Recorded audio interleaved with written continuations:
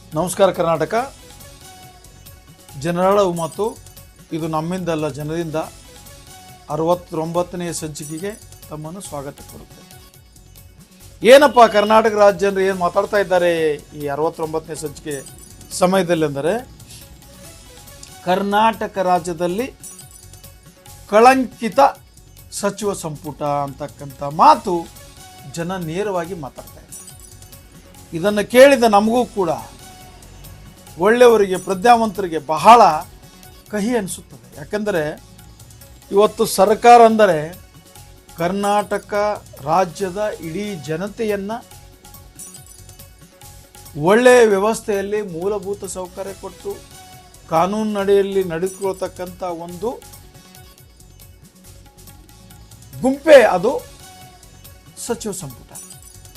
ಈ ಸಚಿವ ಸಂಪುಟ ಹೇಗಿರಬೇಕೆಂದರೆ, ಯಾರೂ ಒಬ್ಬರು ಕೂಡ ಬೆಟ್ಟು ಮಾಡಿ ತೋರಿಸದೇ ಇರತಕ್ಕಂಥ ವ್ಯಕ್ತಿಗಳು ಈ ರಾಜ್ಯ ಸಂಪುಟದಲ್ಲಿರಬೇಕು, ರಾಜ್ಯ ಸರ್ಕಾರದಲ್ಲಿರಬೇಕು.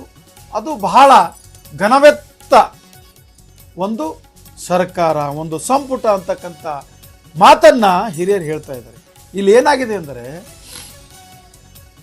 ಬಹಳ ಸಾರಿ ನಾನು ರಿಪೀಟ್ ಮಾಡ್ತಕ್ಕಂಥ ಪರಿಸ್ಥಿತಿ ಬಂದಿದೆ.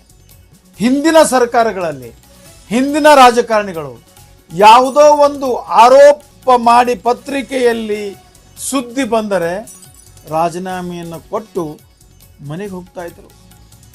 ಮುಂದೆ ಆರೋಪ ನಿರಾಧಾರ ಆದಾಗ, ಆರೋಪದಿಂದ ಹೊರಬಂದಾಗ, ಕ್ಲೀನ್ ಚೀಟ್ ಆದಾಗ ಅವರು ಮತ್ತೆ ಮಂತ್ರಿಯಾಗಿ ಅಧಿಕಾರ ಸ್ವೀಕರಿಸಿದ್ದನ್ನು ಕೂಡ ಈ ರಾಜ್ಯದ ಜನ ಕಂಡಿದ್ದಾರೆ. ಈಗೇನಾಗ್ತಾ ಇದೆ, ಆರೋಪ ಮಾಡಿ ಯಾರು ಬಬ್ಬೆ ಹೊಡೆದರೂ ಕೂಡ ಇವರ ಕಿವಿಯೇ ಕೇಳಿಸುವುದಿಲ್ಲ ಅಂತ ಜನ ಮಾತಾಡ್ತಾ ಇದ್ದಾರೆ. ಆರೋಪ ಬಿಡಿ, ಇಡಿ ಸಾಕಷ್ಟು ತನಿಖೆ ನಡೆಸ್ತು. ಏನಾಗ್ತದೆ, CBI ತನಿಖೆ ನಡೆಸ್ತಾ ಇದೆ. ಅವೆಲ್ಲ ತನಿಖೆ ನಡೆಸಿ ಚಾರ್ಜ್ ಶೀಟ್ ಇಶ್ಯೂ ಮಾಡಿ ಕೋರ್ಟಲ್ಲಿ ಕೇಸ್ ಇದ್ದಾಗನೂ ಕೂಡ ನಮಗೇನೂ ಹತ್ಯೆ ಇಲ್ಲ ಅಂತ ಜಾಡಿಸಿಕೊಂಡು ಸಚಿವ ಸಂಪುಟದಲ್ಲಿ ಕಾಲಿಟ್ಟವರು ಕೂಡ ಉಂಟಂತೆ. ಇದು ಸೇಮ್. ಯಾರಿಗೆ ಸೇಮ್? ಈ ರಾಜ್ಯದಲ್ಲಿ ಬದುಕ್ತಕ್ಕಂಥ ಜನರಿಗೆ ಸೇಮ್ ಆಗ್ತಕ್ಕಂಥ ಘಟನೆ ಇದು, ಅವರಿಗೆಲ್ಲ. ಯಾಕಂದರೆ ಈಗಿನ ಬಹುತೇಕ ರಾಜಕಾರಣಿಗಳು ಮೂರು ಬಿಟ್ಟವರೇ ಊರಿಗೆ ದೊಡ್ಡವರು ಅಂದ್ಕೊಡ್ತಕ್ಕಂಥ ಪರಿಸ್ಥಿತಿ ಇದೆ. ಹಾಗಿದ್ದಾಗ ಜನ ಮರ್ಯಾದೆಯಿಂದ ಬದುಕ್ತಾ ಇದ್ದಾರೆ. ಆದರೆ ಜನರು ತಮ್ಮನ್ನು ತಾವೇ ಈಗ ತುಲನೆ ಮಾಡಿಕೊಳ್ಳಬೇಕಾಗಿದೆ.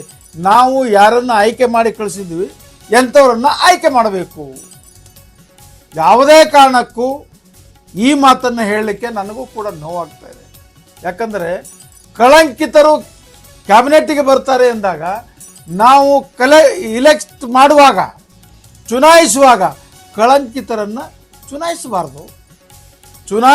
ಚುನಾಯಿಸಿ ಅವರು ಕಳಂಕಿತರು ಅಂತ ಬೊಬ್ಬೆ ಹೊಡೆದ್ರೆ ಕೇಳೋರು ಯಾರು? ಇದು ಕೂಡ ಜನನೇ ಮಾತಾಡ್ತಾ ಇದೆ. ಹಾಗಾಗಿ ಈ ರಾಜ್ಯದಲ್ಲಿ ಕಳಂಕಿತರೇ ಇರಲಿ, ಮತ್ತಾರೋ ಇರಲಿ, ಒಳ್ಳೆಯವರೇ ಇರಲಿ, ಆದರೆ ಒಂದು ಮಾತ್ರ, ನಾವು ನಮ್ಮ ನಡತೆಯಿಂದ ಒಳ್ಳೆಯವರು ಅನಿಸ್ಕೊಳ್ಬೋದು, ಒಳ್ಳೆಯ ಕಾರ್ಯದಿಂದ ನಾವು ಒಳ್ಳೆಯ ವ್ಯಕ್ತಿತ್ವವನ್ನು ತೋರಿಸ್ಬೋದು. ಹಾಗಾಗಿ ಇವತ್ತೇನಾಗಿದೆ ಅಂದರೆ, ರಾಜ್ಯದಲ್ಲಿ ಶಿವಸಂಪುಟ ಇದೆಯಲ್ಲ, ಇವತ್ತಿನ ಕರ್ನಾಟಕ ರಾಜ್ಯದ ಮುಖ್ಯಮಂತ್ರಿಗಳಾಗಿರ್ತಕ್ಕಂಥ DK ಶಿವಕುಮಾರ್ ಸಾಹೇಬರ ಒಂದು ನೇತೃತ್ವದಲ್ಲಿ ಏನು ಸರ್ಕಾರ ನಿರ್ಮಾಣ ಆಗಿದೆ, ಸರ್ಕಾರ ನಡೀತಾ ಇದೆ. ಇವತ್ತು ಎಲ್ಲರೂ ಸೇರಿ ರಾಜ್ಯಕ್ಕಾಗಿ, ರಾಜ್ಯದ ಜನರಿಗಾಗಿ ಒಳ್ಳೆಯ ಕೆಲಸಗಳನ್ನು ಮಾಡಿ, ಪಾರದರ್ಶಕತೆಯಿಂದ ನಡೆದುಕೊಂಡು, ಯಾವುದನ್ನು ಬಚ್ಚಿಡದೆ ಒಳ್ಳೆಯ ಕೆಲಸ ಮಾಡಿ ಶಿವಕುಮಾರ್ ಸಾಹೇಬರಿಗೆ ಒಳ್ಳೆಯ ಹೆಸರು ನೀವು ತರ್ತೀರಿ, ರಾಜ್ಯಕ್ಕೆ ಒಳ್ಳೆಯದನ್ನು ಮಾಡ್ತೀರಿ ಅಂತಕ್ಕಂಥ ಮಾತನ್ನು ಹೇಳ್ತಾ, ಇದು ಜನರಾಡುವ ಮಾತು ನಮ್ಮಿಂದಲ್ಲ ಜನರಿಂದ 69ನೇ ಸಂಚಿಕೆಗೆ ವಿರಾಮ ಕೊಡುತ್ತೇನೆ. ನಮಸ್ಕಾರ.